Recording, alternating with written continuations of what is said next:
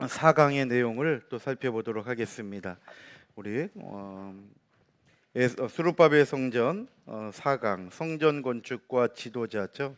성전 건축과 지도자. 스룹바벨 성전에 있어서 보이지 않는 공헌자가 있다 그랬죠. 스룹바벨 성전에 보이지 않는 공헌자가 있는데 바로 다니엘이라 그랬죠. 다니엘. 그래서 오늘 두 가지의 내용을 살펴보게 되는데요.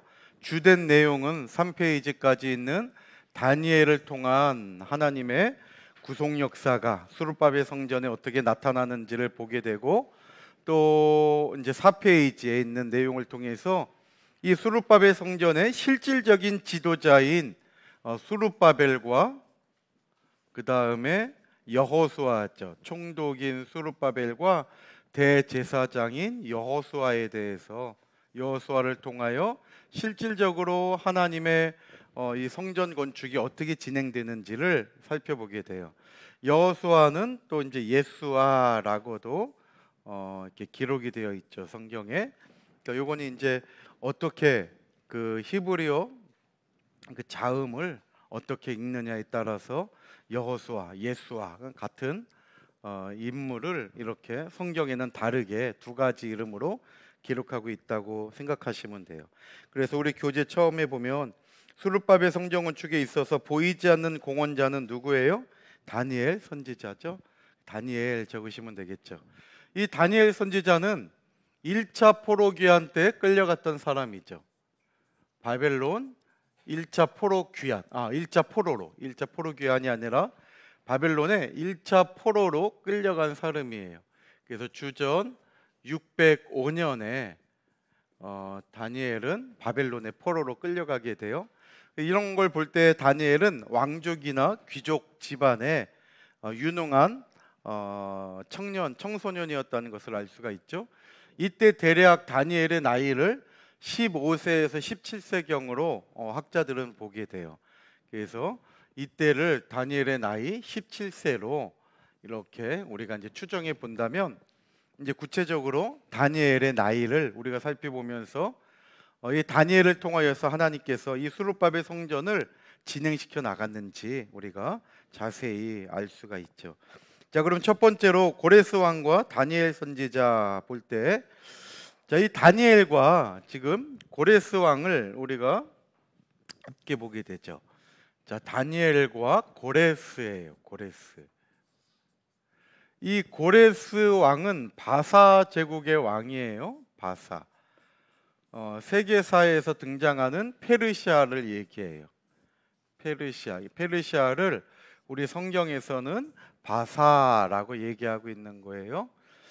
자, 고레스가 왕으로서 이렇게 역사 무대에 등장할 때가 주전 538년이에요. 주전 538년. 그러면 우리가 여기에서 고레스와 다니엘의 이 연관성을 시대적으로 생각해 볼 수가 있어요. 아까 다니엘은 주전 605년에 바벨론의 느부갓네살 왕에 의해서 1차로 바벨론의 포로로 끌려갔다 그랬죠. 이때 정확하게 다니엘의 나이가 언제인지는 알 수 없지만 대략 17세 정도로 구약학자들은 추정한다 그랬어요. 그러니까 주전 605년이 주전 605년이 다니엘의 나이가 17세예요. 그러면 지금 고레스와 다니엘의 연관을 볼 때 다니엘은 이때부터 고레스가 왕으로 등극하는 주전 538년에도 생존에 있었다라고 하는 사실이죠. 이때에도 다니엘은 생존에 있었다는 거예요. 그러면 이 기간이 주전 605년에서 고레스가 그러니까 다니엘이 바벨론으로 끌려온 그 해로부터 고레스가 등장하는 이 해까지 67년의 시간이 흘렀잖아요. 67년. 주전 605년에서 주전 538년까지 시간이 67년이라는 시간이 흘러간 거예요. 그런데 주전 605년에 다니엘의 나이가 17세였는데 이로부터 67년이 흐른 고레스가 왕으로 등극하는 주전 538년에 다니엘의 나이는 몇 살이 되겠어요? 17세에다가 67을 더하니까 84세가 되겠죠. 84세. 그러니까 다니엘은 84세까지 장수하면서 하나님의 은혜 가운데 왕궁에 머물러서 영향력을 끼치는 사람으로 있었다는 것을 알 수가 있어요. 그래서 첫 번째 우리가 타이틀이 고레스 왕과 다니엘인데, 요 관계를 볼 때에 고레스가 왕으로서 힘을 떨칠 때 이때 다니엘은 84세로 생존해 있었다는 것을 알 수가 있어요. 그리고 성경의 기록을 보면 고레스가 주전 536년에 이때가 고레스 왕 3년 때거든요. 이때까지 다니엘이 살아서 고레스와 함께 있었던 기록이 있어요, 성경에. 그러면 이때는 다니엘의 나이가 주전 536년이면 다니엘의 나이가 몇 세가 돼요? 86세가 되잖아요. 86세.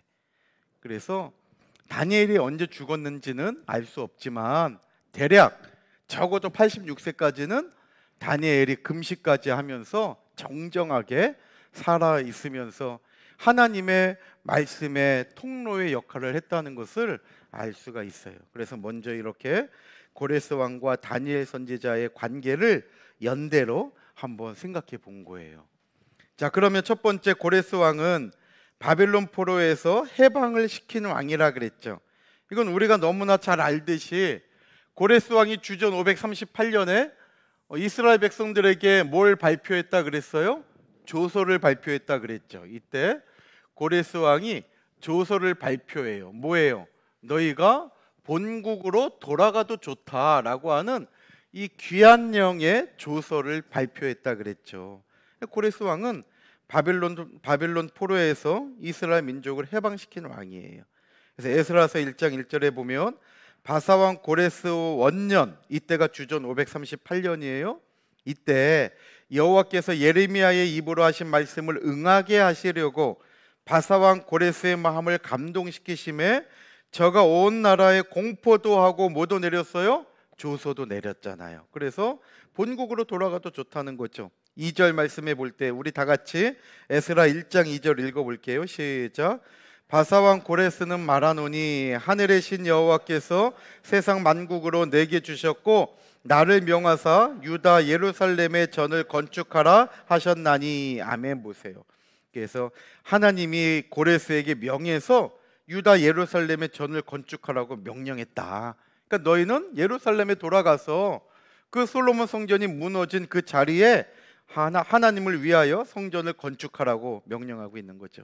두 번째로 고레스 왕이 이렇게 에스라서 1장 1절과 2절 같이 이렇게 선포할 수 있었던 것은 이사야 선지자의 글을 읽고 자신의 사명을 깨달았기 때문이죠. 그래서 밑줄에 이사야 적으시면 되겠죠. 이사야. 그래서 이 내용이 요세푸스의 그 괄호에 있죠. 요세푸스 유대 고대사의 11권 1장 2절에 기록되어 있어요. 그렇게 11권 1장 2절 이렇게 읽는 거예요. 그래서 요세푸스가 기록한 유대 고대사의 11권 거기 1장 2절에 보면 고레스 왕이 이사야 선지자의 글을 읽고 자신의 사명을 깨달아서 유대인들을 본국으로 돌아가게 했다는 내용이 기록되어 있는 거예요. 그래서 이 고레스가 읽은 이사야 선지자의 글이 바로 이사야서 44장 28절과 45장 13절의 내용이죠. 그래서 하나님이 고레스에 대하여는 하면서 자기의 이름이 성경에 기록되어 있어요. 이거 얼마나 깜짝 놀랐겠어요.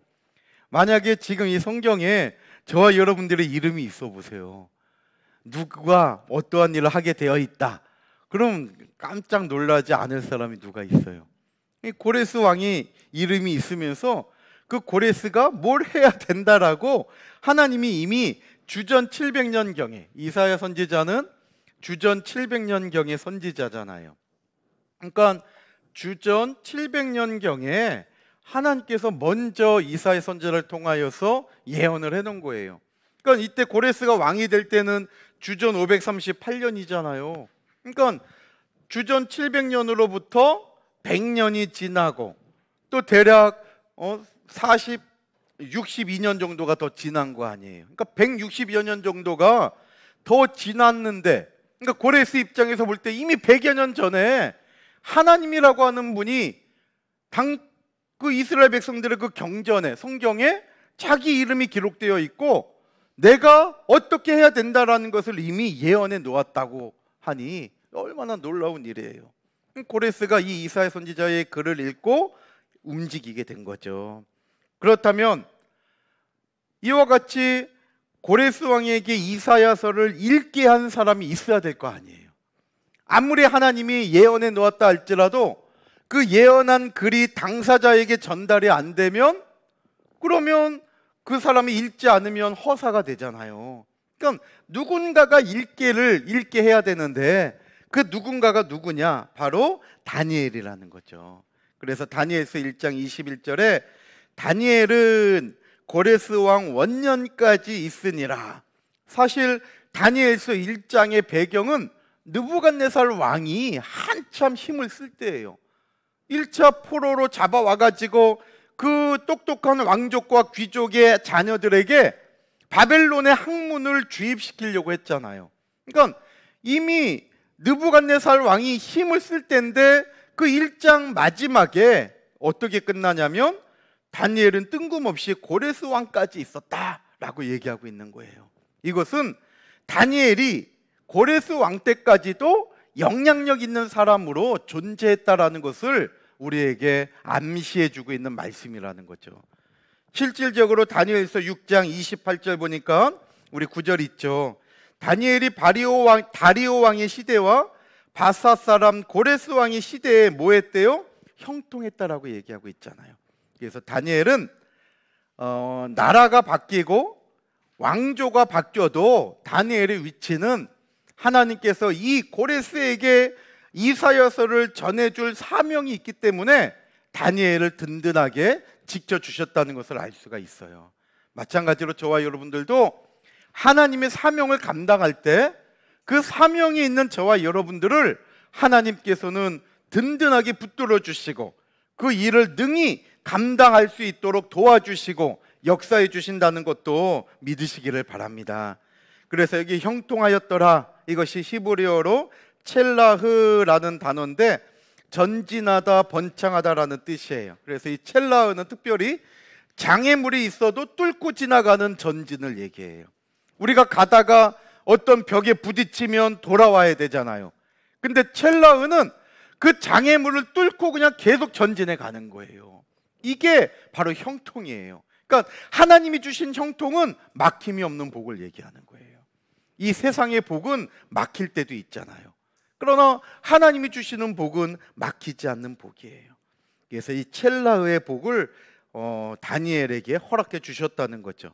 그래서 이것은 다니엘이 어떤 문화, 어떤 나라에 문제가 있다 할지라도 다니엘이 하나님이 주신 축복을 갖고 있을 때 다니엘의 형통은 그 어떤 문제도 다니엘의 가는 길을 막지 못했다는 거예요. 그래서 다니엘은 뭐 어떤 왕이든지 간에 큰 영향력을 가지고 생활했다는 것을 알 수 있죠. 밑줄에 큰 영향력 적으시면 되겠죠. 자, 다음에 두 번째, 그 다음에 이 성전 건축과 다니엘의 기도예요. 이제 이러한 하나님의 역사 가운데 고레스 왕이 조서도 발표하고 그러면서 이스라엘 백성들이 1차 포로 귀환의 역사를 단행함으로 말미암아 이제 성전 짓고자 하는 그 일이 이제 보이기 시작하는 거죠. 자, 이 성전 건축과 다니엘의 기도도 무시할 수 없다는 거예요. 자, 그래서 첫 번째 기도의 기간을 보면 고레스 왕 3년 1월 1일부터 23일까지라고 다니엘서 10장을 통해서 알 수 있어요. 자, 10장 1절 보니까 바사왕 고레스 3년 그랬죠. 아까 바사왕 고레스 3년은 주전 536년이라 그랬어요. 이때가 아까 다니엘의 나이는 86세라고 계산을 먼저 했죠. 86세 적혀 있죠. 자, 이때 2절 보니까 나 다니엘이 새 이래 동안을 슬퍼하며 말씀하고 있어요. 그러면서 10장 3절에 새 이래가 차기까지 좋은 떡을 먹지 아니하며 고기와 포도주를 입에 넣지 아니하며 또 기름을 바르지 아니하였다. 금식의 모습을 얘기하고 있는 거예요. 이러면서 언제까지 했느냐? 10장 4절 보니까 정월 24일에 이제 하나님께서 다니엘에게 비전을 보여주시는 거예요.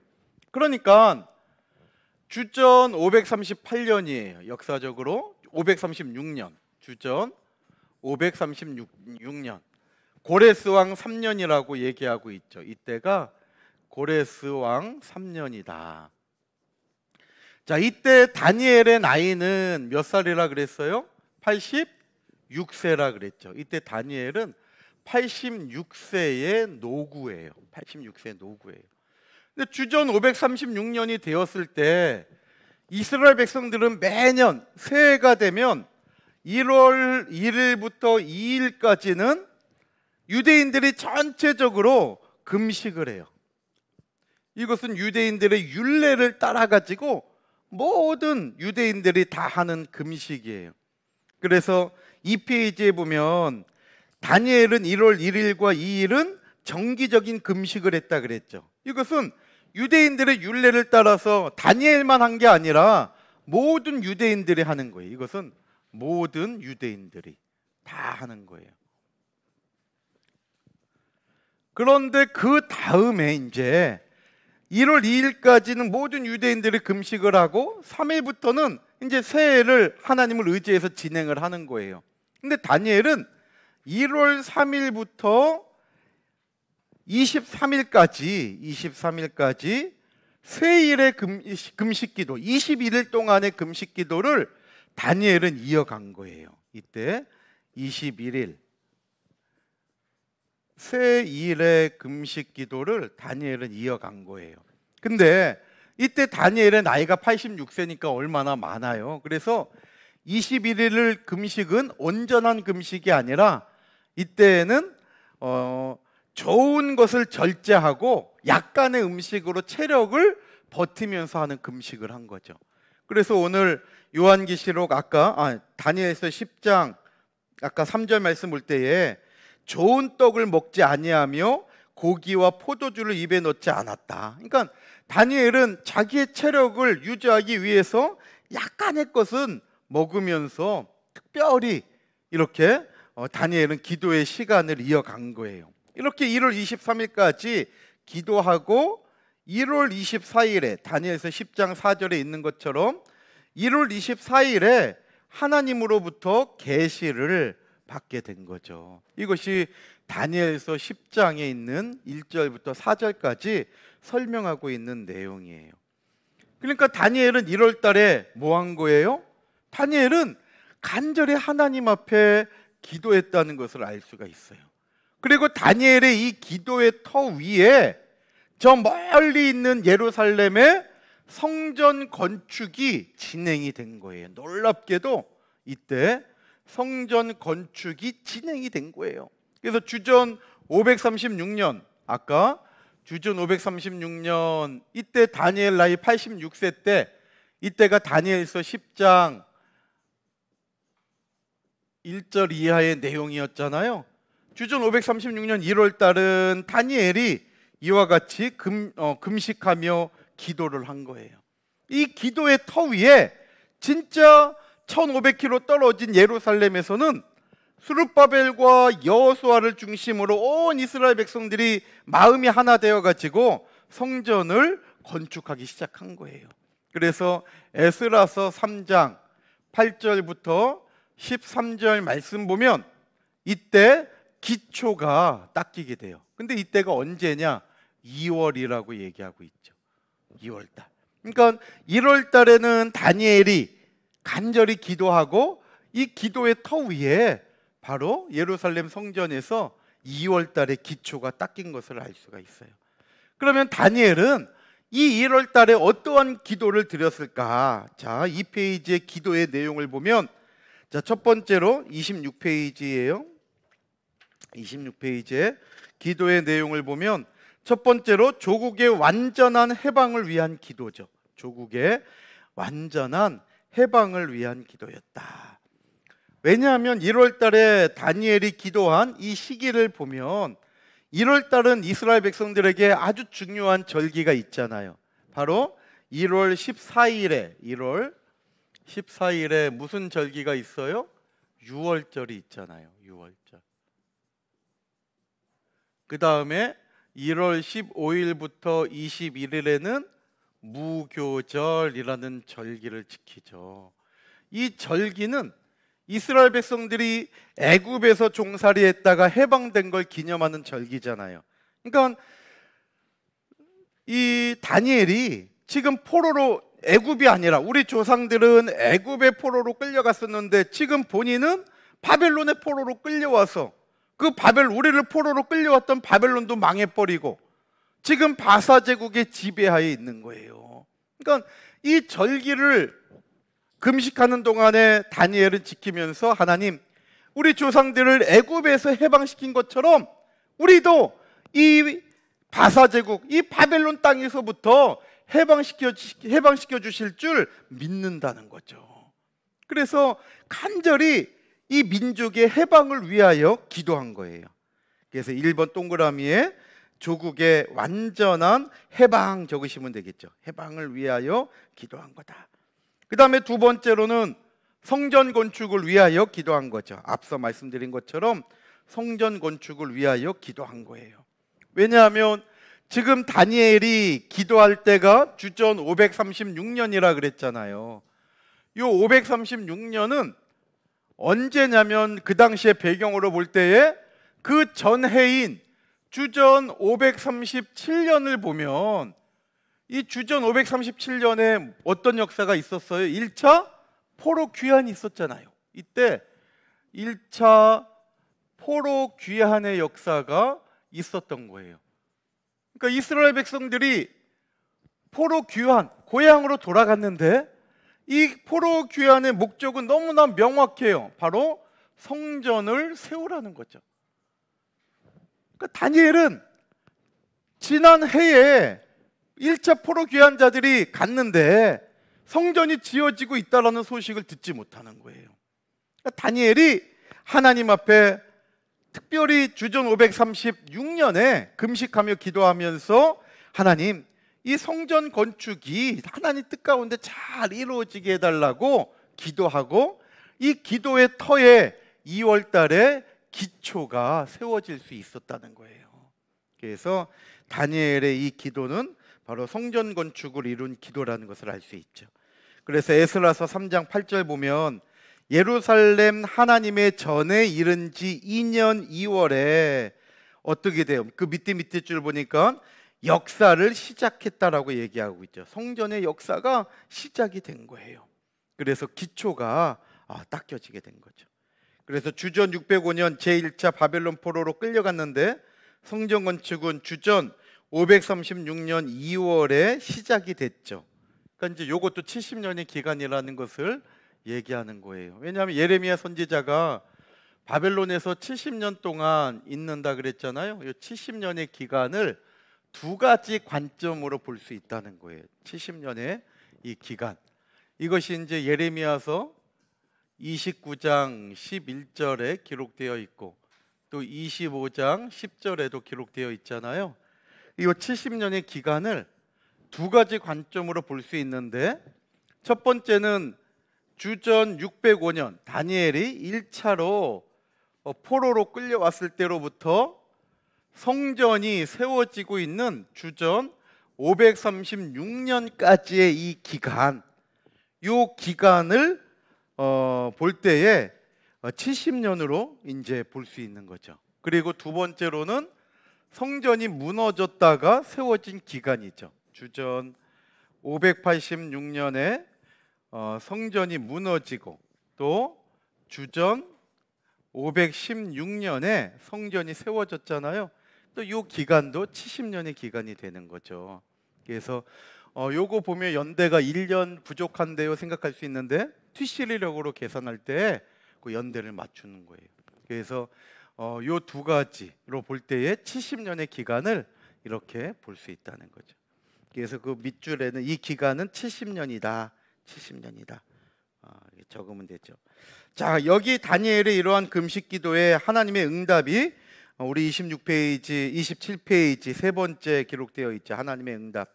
다니엘이 86세의 노구를 이끌고 기도할 때에 하나님께서 성전 건축이 시작되도록 하셨을 뿐만 아니라 구속사적으로 놀라운 계시를 주셨다는 거예요.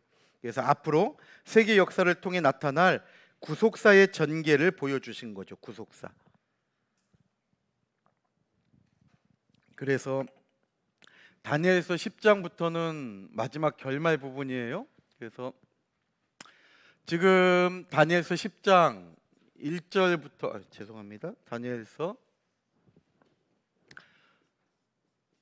10장 1절부터 4절의 내용을 중심으로 다니엘이 언제 기도하고 또 얼마 동안 기도했는가를 알 수 있잖아요. 근데 이때부터 다니엘서 10장부터 이렇게 다니엘 10장부터 마지막 다니엘이 끝나는 12장까지 이 내용을 통해서 하나님께서 이 세상 역사를 어떻게 펼쳐가는지 그 하나님의 뜻하신 구속 경륜을 다니엘에게 보여주고 있다는 거예요. 그래서 기도하는 사람에게 하나님의 뜻을 보여주고 있다는 거죠. 그래서 보여주신 내용을 보면 말일에 하나님의 백성들이 당할 일을 보여주고 있다. 10장부터 12장, 10에서 12 적으시면 되겠죠. 그러니까 이때 다니엘이 이 하나님의 놀라운 구속 경륜을 봤을 때 다니엘의 나이가 몇 살이에요? 86세라는 거예요. 86세. 그러니까 우리는 86세 되면 아이고 이제 내가 빠져야지 그러잖아요. 근데 빼는 것은 하나님이 빼는 거지 내가 빠지면 안 돼요. 그러니까 하나님께서 다 뜻하신 바 우리를 사용하신다는 거예요.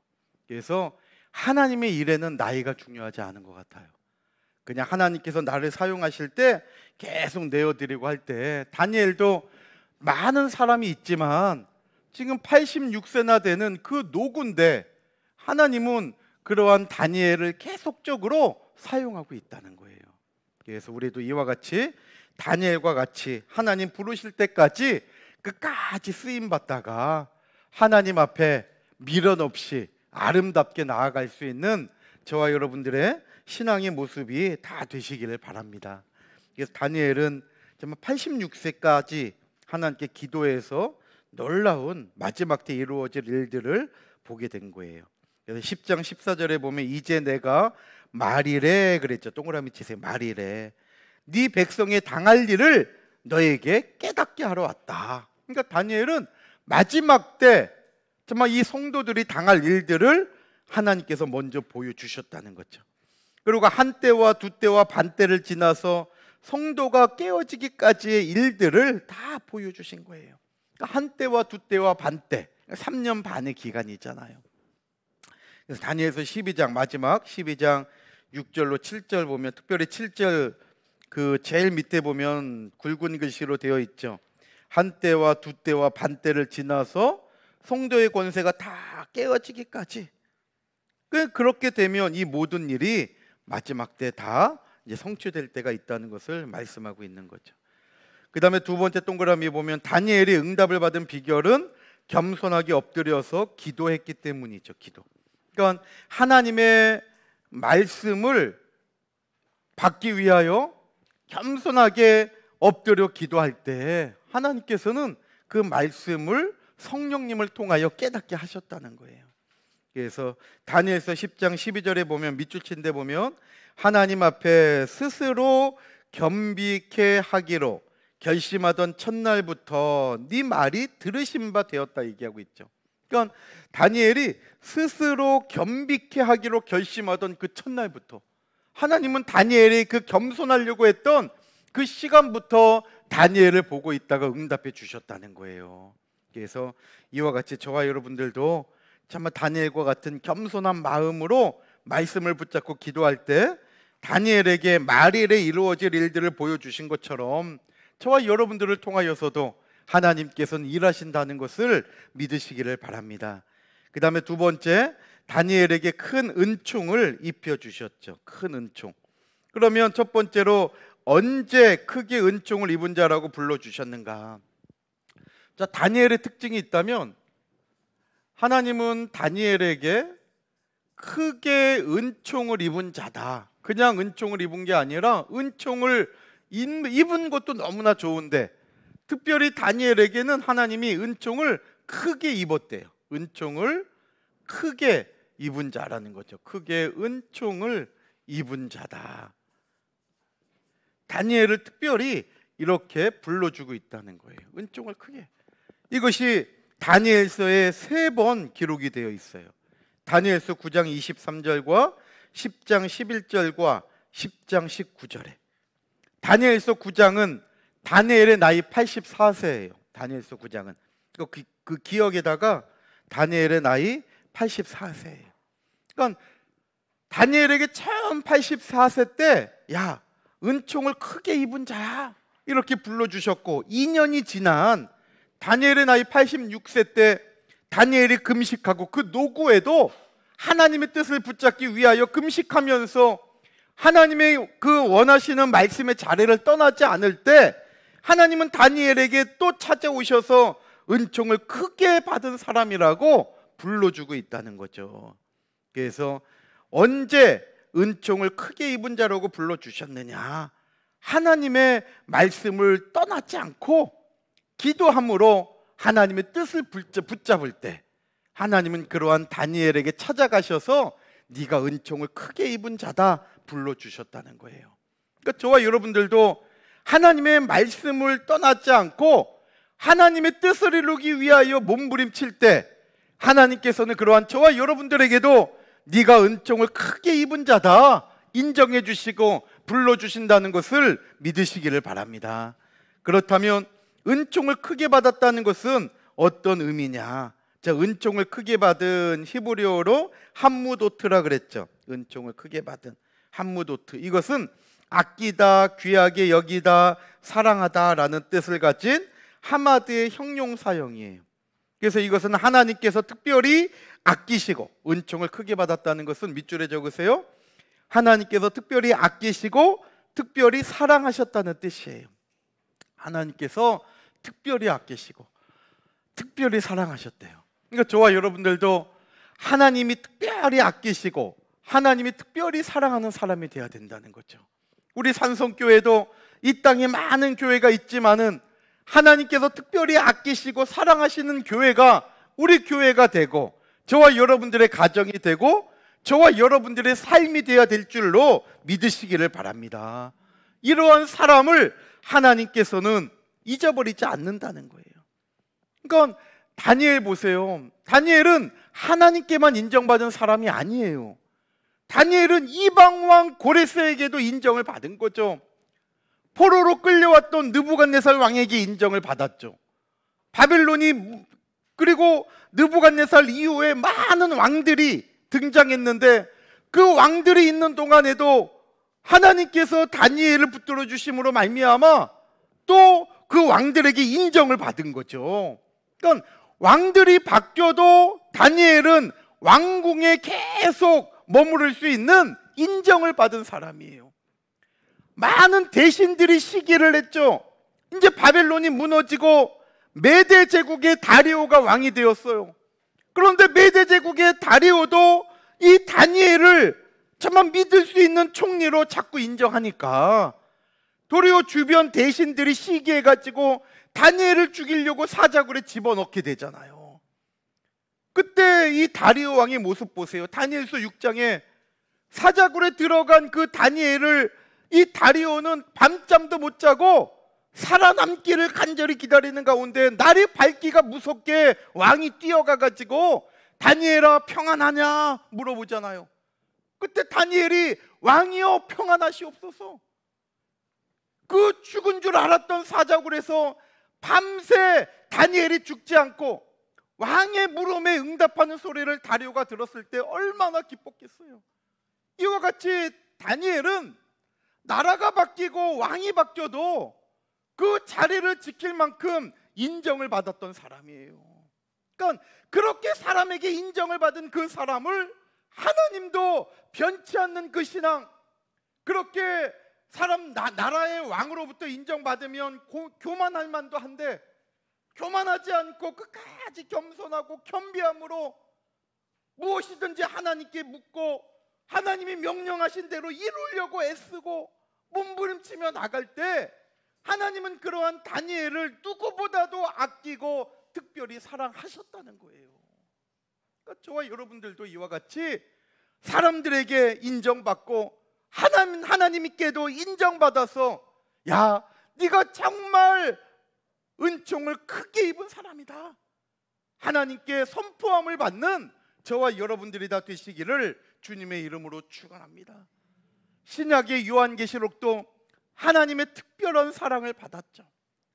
요한복음에 정말 늘 예수님 품에 붙어 있고 예수님과 가까이 있었던 사람 가운데 한 사람이 바로 사도 요한이었잖아요.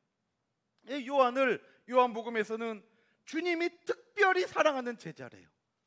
주님이 다 사랑하는데 요한만큼은 특별히 사랑한대요. 그러한 요한에게 하나님은 계시록을 기록하게 하셨잖아요. 요한계시록이 된 거 아니에요. 그러니까 하나님은 특별히 아끼고 사랑하는 사람에게 말씀을 대언하게 하신다는 거예요. 그래서 우리 산성교회가 특별히 하나님으로부터 아낌을 받고 사랑받는 자가 되어서 구속의 귀한 말씀을 대언하는 교회가 되고 저와 여러분들이 다 되시기를 주님의 이름으로 축원합니다. 그래서 사도 요한은 예수님의 특별히 29페이지 보면 있죠. 특별히 사랑하시는 제자로서 요한계시록에 계시를 받았다. 밑줄에 요한계시록 적으시면 되겠죠. 요한계시록에 계시를 받은 거예요.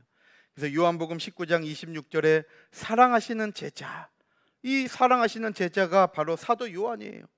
21장 7절에도 예수의 사랑하시는 그 제자, 이게 바로 예수님이죠. 예수님. 또 요한복음 21장 20절에도 예수의 사랑하시는 그 제자, 이게 바로 요한이에요. 요한. 특별히 요한을 부를 때 주님이 사랑하시는 제자다, 이렇게 부르고 있다는 거죠.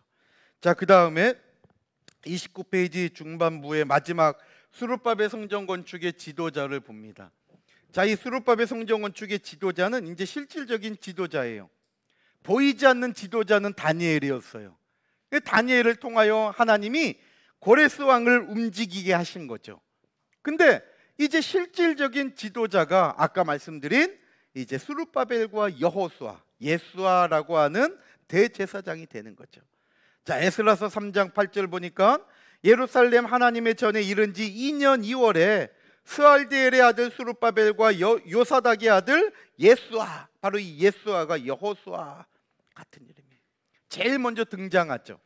그래서 수룹바벨은 총독으로, 예수아는 대제사장으로 이렇게 지도자로서 49,897명의 1차 포로 귀환 자들을 데리고 성전 건축의 목적을 이루기 위하여 예루살렘에 첫 발을 디디게 되는 거예요.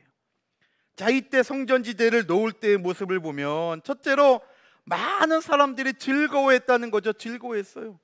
에스라서 3장 10절에 건축자가 여호와의 전 지대, 기초를 놓았다는 거예요. 지대.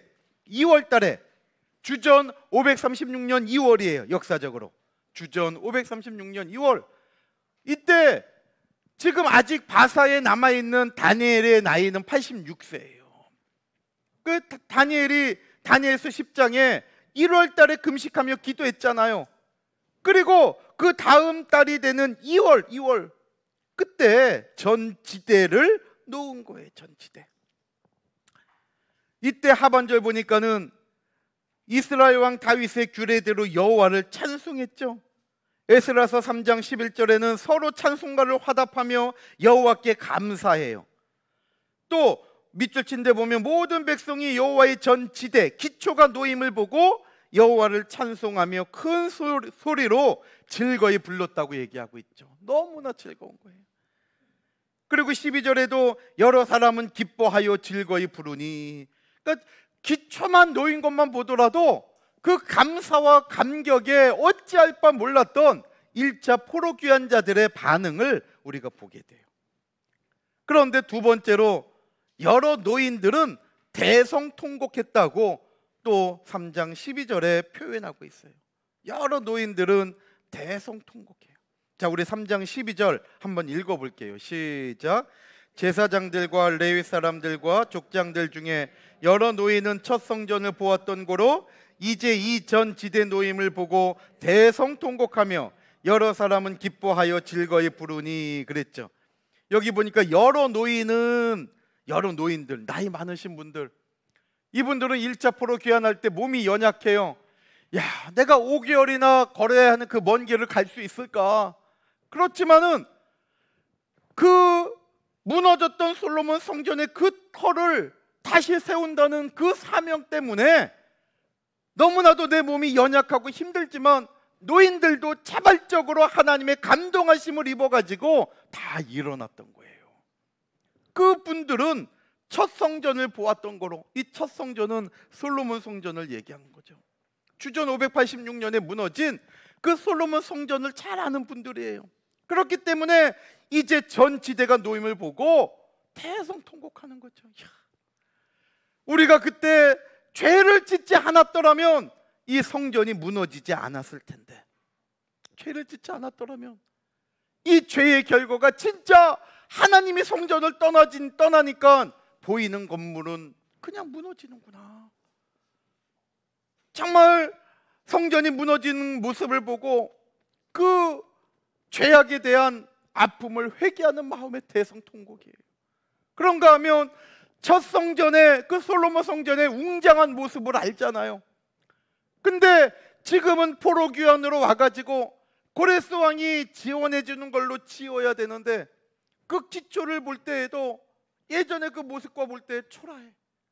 그러니 그러한 모습, 옛 성전과 비교해 볼 때에 너무나 작은 이 기초, 이 지대를 보고 노인들은 무너지지 않아야 될 성전을 우리가 무너뜨린 거에 대한 아픔을 가지고 대성통곡을 할 수밖에 없었다는 거예요.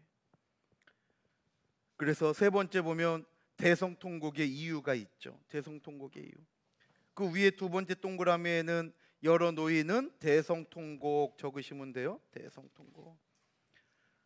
자, 세 번째 대성통곡의 이유 두 가지를 우리가 볼 수 있는 거예요. 그래서 지금 말씀드린 것처럼 첫째는 스룹바벨 성전의 시작이 너무 미미해요. 작아요. 옛 솔로몬 성전은 화려했잖아요. 왕이 직접 해서 가장 좋은 재료로 정말 모든 성도들이 기뻐하면서 정말 의리의리하게 하나님의 영광만을 바라보며 지었는데 지금은 어떻게 하든지 간에 성전을 세우는 게 목적이 된 거예요. 그러니 그 과거를 볼 때에 정말 그 미미한 모습에 대성통곡을 하는 거죠. 그 다음에 두 번째는 자신들의 죄 때문에 성전이 무너졌기 때문이죠. 이게 중요한 거예요. 죄, 밑줄의 죄. 다시 한번 하나님 앞에 통회자복하는 마음으로 대성통곡을 하게 된 거죠. 그래서 에스겔서 24장 21절에도 에스겔 성전은 우리가 잘 배워서 알지만 바벨론 포로 기간 가운데 하나님이 2차 포로로 끌려온 에스겔에게 기록하게 한 것이 에스겔서잖아요. 그러니까 이 에스겔서도 뭐예요? 주전 586년에 솔로몬 성전이 무너지고 난 다음에 하나님께서 에스겔에게 기록하게 한 책이 에스겔서예요. 그러니까 에스겔서의 배경은 그 솔로몬 성전을 무너뜨릴 수밖에 없었던 이스라엘 백성들의 죄악이 고발되어 있는 거예요. 그 가운데 하나가 24장 21절이죠. 너는 이스라엘 족속에게 이르기를 주 여호와의 말씀에 내 송소는 너희 세력의 영광이요 너희 눈의 기쁨이요 너희 마음의 아낌이 되거니와 내가 더럽힐 것이며. 이스라엘 백성들이 정말 성전의 주인 되시는 하나님의 말씀대로는 살지 못하면서 성전이 있는 것만으로 기뻐했다는 거예요. 나 교회 다녀, 나 뭐 회장도 했고 나 뭐 했어. 그냥 자기 이력 이런 걸로 그냥 사람들에게 나를 나타내기에 바쁘고. 근데 그 안에 하나님은 안 계셔. 하나님의 말씀은 이미 다 죽은 지 오래예요. 그러한 마음을 가리켜서 뭐라고 얘기합니까? 내가 더럽히겠다. 너희들 그렇게 아끼는 거 내가 더럽힐 거야. 왜? 이스라엘 백성들의 죄 때문에. 죄.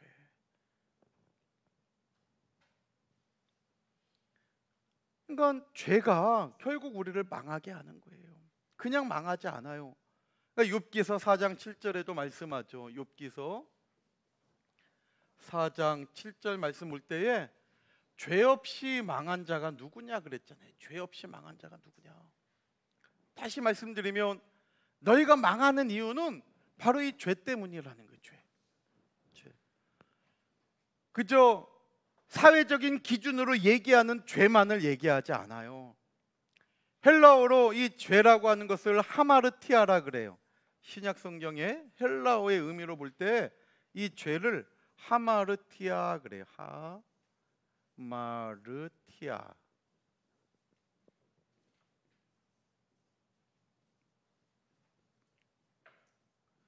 죄, 하마르티아. 근데 이 하마르티아의 뜻은 뭐냐면요, 관역에서 벗어나다라는 뜻이에요. 관역에서 벗어나다. 활 쏘는 사람이 관역판이 있잖아요. 앞에 관역판이 있으면 이 관역을 맞춰야죠. 그런데 쐈는데 관역에서 벗어나. 이게 바로 죄예요. 바로 이 관역이 하나님 아버지의 뜻이고 하나님 아버지의 말씀이죠. 그러니까 하나님의 뜻을 붙잡고 그 말씀 안에 사는 사람이 죄 가운데 이기는 사람이에요. 그 말씀에 벗어나 하나님의 뜻과 상관없는 삶을 살아가는 사람이 그 사람이 바로 죄 가운데 있는 사람이고 그 죄의 결과는 망하는 거예요. 망하는 거. 죄 없이 망한 자가 누구냐? 욥기서 4장 7절에 우리에게 말씀하고 있죠. 그러니까 말씀을 벗어나면 망한다는 거예요. 오늘 우리 교회도 마찬가지고 저와 여러분들의 삶도 마찬가지예요. 말씀을 벗어나면 망하게 돼 있는 거예요. 하나님을 벗어나면 교회 중심적인 삶을 살지 못하고 교회에서 벗어나면 망하게 된다는 거죠. 그래서 오늘 솔로몬 성전이 무너진 그 이유를 보면서 역대하 36장 12절에 근본적인 죄를 기록하고 있잖아요. 솔로몬 성전이 왜 무너질 수밖에 없었는지. 역대하 36장 12절 말씀 볼 때 하나님이 부지런히 선지자들을 보냈대요. 야, 너희들 그러면 안 돼. 죄를 회개해야 된다. 선지자를 통하여서 부지런히 말씀을 통하여서 얘기를 하는데 이게 마음에 자기네가 원하는 말씀이 아니야. 찔리는 말씀이고. 그러니까 그 선지자들을 멸시하고 하나님의 말씀을 듣지 않은 거예요. 그 결과가 솔로몬 성전이 무너져 버릴 수밖에 없었다는 거죠. 그 죄가 오늘 우리도 마찬가지예요. 그래서 정말 이 죄를 멀리하면서 늘 하나님의 말씀을 붙잡고 하나님 뜻 안에 머물러 있는 우리 산송교회, 또 우리 모든 기관들, 또 우리 모든 가정과 저와 여러분들의 남은 일생들이 다 되어서 저와 여러분들을 통하여 하나님의 영광이 나타나고 하나님의 뜻이 이 땅에서 이루어지고 하나님이 기뻐하시는 저와 여러분들의 모든 삶이 되시기를 주님의 이름으로 축원합니다. 아멘.